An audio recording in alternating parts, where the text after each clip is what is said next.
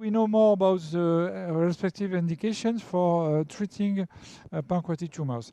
We have no experience or scientific evidence for adenocarcinoma, and randomized series are still going on associating RFA and chemotherapy, but we wait for the results. We have results now and some scientific evidence for benign tumors like neuroendocrine tumor and IPMN. For neuroendocrine tumor, we have a real efficiency, 85% of the cases, for tumor ranging from 1 to 2 centimeters, and with G1 of the WOS classification. This is clear now, and probably it will change our way to treat these patients.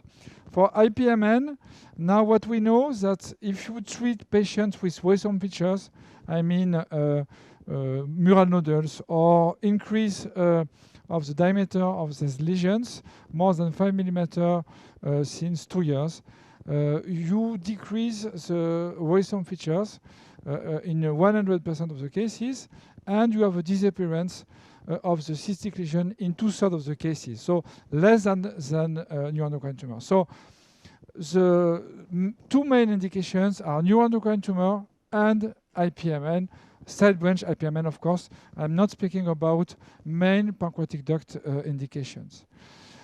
You saw a case for metastatic renal cancer into the pancreatic gland, and so we have also some efficacy.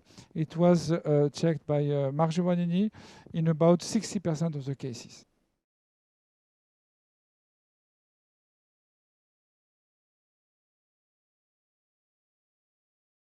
I have some characteristics which are required to have a successful procedure and also a procedure without complication. There's two characteristics. Are first, the diameter of the needle is a 19-gauge needle. This is a good diameter if you have to treat lesions into the NCNL process or in the lower part of the head of the pancreas. And the second one is to have a cooling needle, because if you have a cooling needle, you increase the efficiency of your treatment and you decrease the complications. So you have not so much needle actually having a diameter of 19-gauge needle and having also a cooling needle.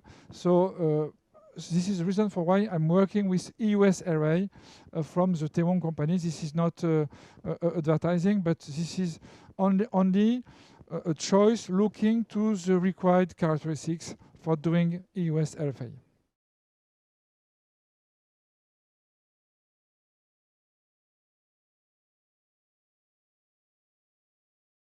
This is the final main questions. Do we include EUS RFA in the algorithm for treating patients? I already told you that for adenocarcinoma, we have no scientific evidence, we have no scientific data, so we have to wait. But for neuroendocrine tumor, which is the main indication for EUS RFA, yes, and I discussed with a lot of surgeons and with endocrinologists of the European Society, and probably the good flowchart for the patients is to less than 1 centimeter, you follow the patient, you do nothing. More than 2 centimeters, you send the patient to the surgeon because you have high risk of lymphatic metastasis. And between 1 to 2 centimeters, if it is a G1, and usually it's a G1 tumor, you can treat in first intent with EUS RFA. And so you have a complication rate of 3% and efficient rate of 85% of the cases. So now we know that probably this is the main choice for G1 tumor between 1 to 2 centimeters to do first EUS RFA and to follow the patient. If you have a failure at 1 year, of course, you send the patient to the surgeon. But in 85% of the cases, you have a success, and it's all for the patient.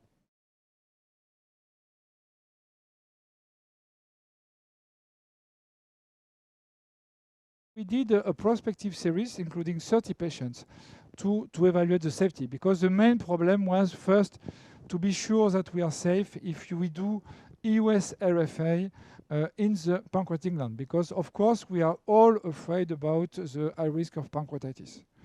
So we started the study and we had complications in the 2 first patients until we started with prophylaxis. And the prophylaxis is to use NSAID like for USCP and also antibiotic prophylaxis for avoiding any superinfection of the necrosis induced by RFA. And in addition, if you are facing with IPMN, you have to suck the fluid content and before applying the RFA, because if not, you are applying too much radiofrequency current and you have a risk of complication by burning the adjacent structure.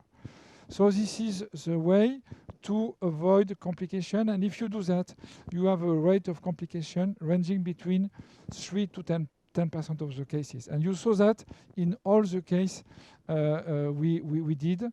The last question about complication are the ductal injury, pancreatic ductal injury, and biliary ductal injury.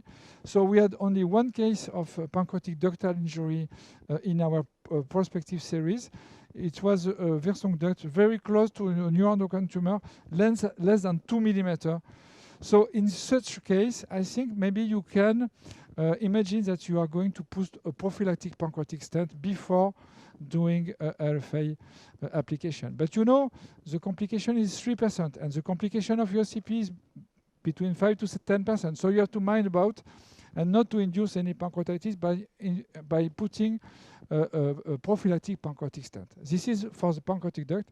And for the bile duct, we had only 1 case, not in the patient included in the protocol, but after, because we started to use too much shots, and it was a patient with huge IPMN, and we did more than 5 shots. So, and we had biliary injury, but it was completely solved by USCP and conservative treatment. But we decided at this time not to exceed 5 shots. So you have usually 3 shots, but you have not to exceed 5 shots, because in such a case you have a risk of injury of the bile duct. And if you are close to the pancreatic duct, less than 2 millimeters, you can discuss about a prophylactic pancreatic stent.